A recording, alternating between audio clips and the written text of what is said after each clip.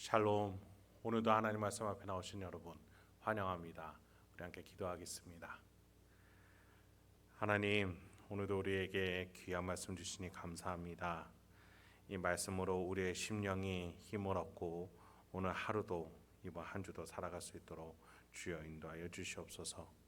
우리 심령 가운데에 지치고 힘들고 넘어진 것도 있다면 말씀으로 다시금 세워질 수 있도록 하나님의 자녀답게 당당할 수 있도록 주여 일으켜 세워주시고 힘을 북돋아 주시옵소서. 예수님의 이름으로 기도했습니다. 아멘. 오늘 함께 살펴볼 말씀 누가복음 11장 37절에서 44절, 누가복음 11장 37절에서 44절까지 함께 살펴보도록 하겠습니다. 예수님은 우리의 마음에 대해서 지난 시간에 말씀하셨어요.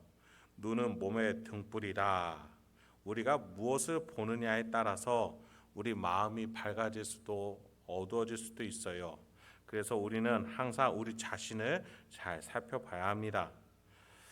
만약에 예수님을 바라보고 있으면서도, 즉 신앙생활을 하면서도 마음이 어둡다면 과연 나는 예수를 제대로 바라보고 있는지, 혹여나 예수를 이용해서 신앙생활하고 있는 건 아닌지, 나를 더 옳게 여기며 예수를 이용하고 있는 건 아닌지 돌아볼 줄 알아야 되겠습니다.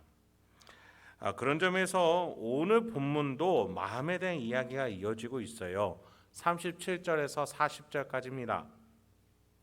예수께서 말씀하실 때에 한 바리새인이 자기와 함께 점심 잡수시기를 청함으로 들어가 앉으시더니 잡수시기 전에 손 씻지 아니하심을 그 바리새인이 보고 이상히 여기는지라.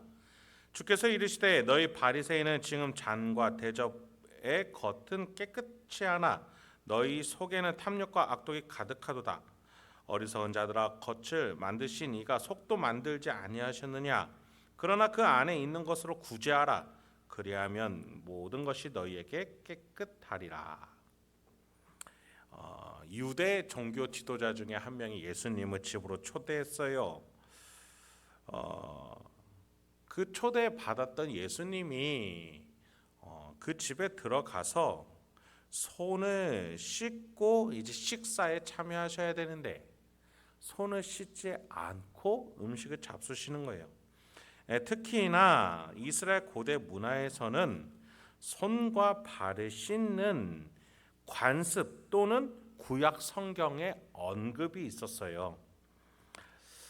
어쨌든 예수님이 틀린 것으로 보이죠. 손을 씻지 않는 예수에 대해서 그래서 바리새인은 의아해야 합니다. 예수님이 과연 이것을 모르셨을까요?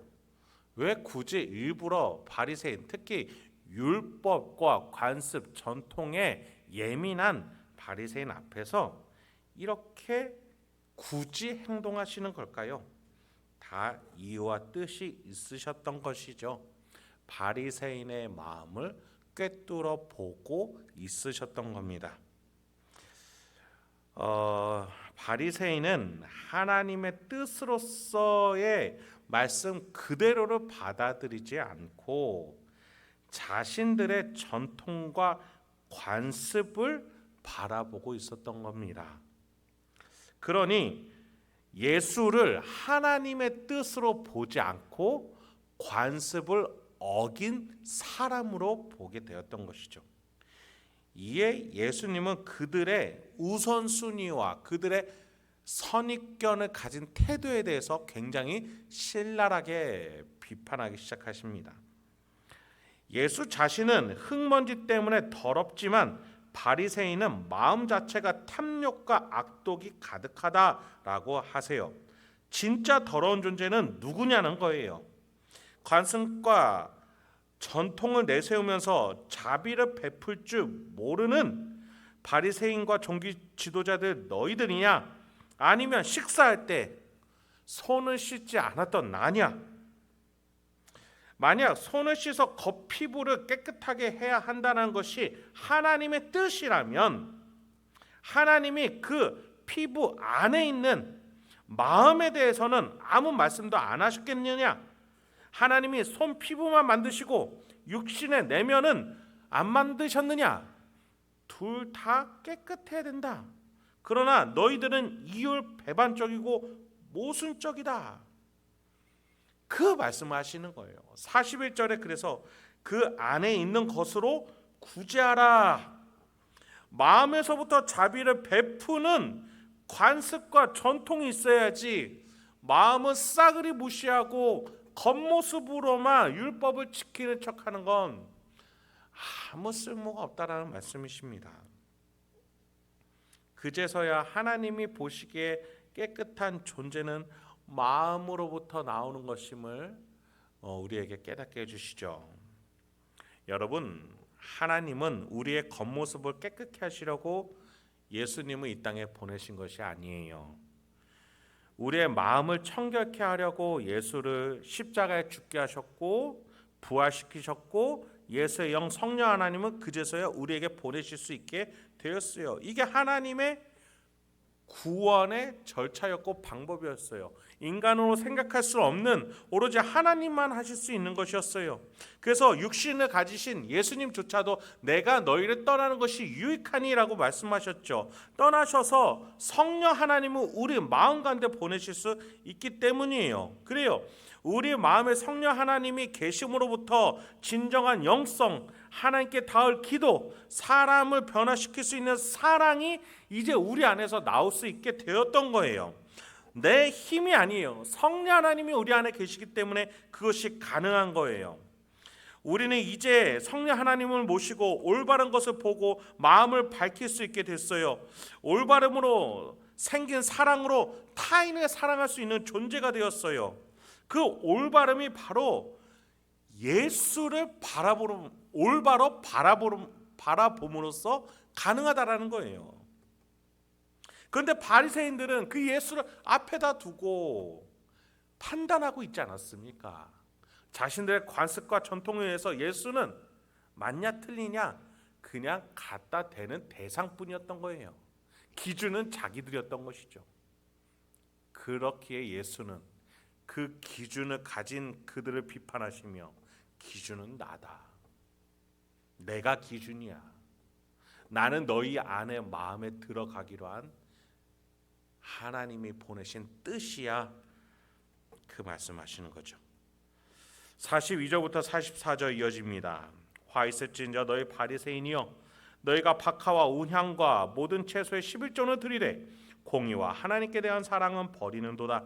그러나 이것도 행하고 저것도 버리지 말아야 할지니라. 화 있을진저 너희 바리새인이여 너희가 회당의 높은 자리와 시장에서 문안받는 것을 기뻐하는도다. 화 있을진저 너희여 너희는 평토장한 무덤 같아서 그 위를 밟는 사람이 알지 못하느니라. 헌금 생활하지만 가난한 이웃을 도울 자비는 그리고 그 자비를 위한 돈은 없다 한다면 그것이 과연 신자냐겠는 거예요. 여러분, 우리가 헌금할 때 헌금은 하나님 돈이고 그 나머지는 다 내 겁니까? 우리가 헌금을 할 때는 그 모든 것들이 하나님이 주신 것임을 고백하는 마음으로 하는 게 헌금이에요. 42절 하반절에 그래서 예수님은 이것도 행하고 저것도 버리지 말라. 그러니까 모든 재정은 하나님께서 주신 것들로 하나님의 자녀는 하나님의 다스림에 맞게 모든 재정을 쓸 줄 알아야 되는 거예요. 헌금도 하고 그 남은 재정도 자비를 근거해서 쓸 수 있어야 된다는 거예요. 인간의 힘으로는 의지적으로 이것이 불가하죠. 우리 안에 성령 하나님을 인정하고 하나님의 뜻을 말씀하신 그 성령 하나님의 말씀에 우리는 귀 기울일 줄 알아야 돼요. 여러분, 그 성령 하나님의 힘으로 우리의 가치관과 세계관이 변화되어지고 하나하나 우리의 습관이나 경제관, 가치관이 변화되어지는 것이죠. 그래서 어느샌가 욕심과 탐욕, 질투로 가득했던 죄인의 모습이 성령 하나님이 주시는 열매들로 사랑, 자비, 기쁨, 오래 참음, 양선들과 같은 것들로 우리의 가치관이 바뀌어지는 거예요. 그래서 우리 마음에서부터 변해야 된다라고 예수님은 말씀하시는 거죠.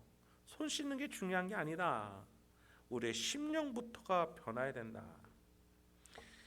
여러분, 죽을 자리를 준비해야 하다는 무덤과 같은 인생이었던 우리였습니다. 그러나 성령 하나님 우리의 심령 가운데 오심으로써 생명과 사랑을 낳는 하나님의 자녀가 되었음을 고백하는 저와 여러분 되길 소망합니다. 내 안에서부터 착한 일을 시작하신 우리 하나님이세요. 그 하나님을 믿고 의지함으로 오늘 여러분이 가진 모든 것들로 영혼을 구할 줄 아는 하나님의 자녀요, 상속자요, 후사요, 대리통치자요, 청지기로서 오늘도 곳곳에 하나님의 사람들을 불러 모으시고 하나님의 나라를 다스릴 수 있는 저와 여러분 되길 소망합니다. 함께 기도하겠습니다. 하나님, 오늘도 우리에게 귀한 말씀 주시니 감사합니다.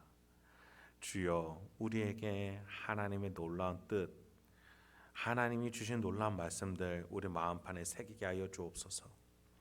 그래서 오늘도 우리가 나아갈 때 가정과 직장, 일상 속에서 하나님의 나라를 다스리는 우리가 되게 하옵소서. 왕같은 자녀여 거룩한 제사장으로서 우리를 불러주셨습니다. 가서 우리가 한 명예롭게 살아갈 수 있도록 주여 인도하여 주옵소서. 예수님의 이름으로 기도했습니다. 아멘.